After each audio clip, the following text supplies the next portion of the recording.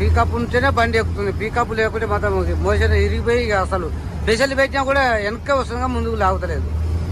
ఏం చెప్పాలి ఈశ్వరుడి ఘాటీలో ఈ మేఘాలయం అంటే మేఘాలయం మా మేఘాలయం అవుతుంది పో.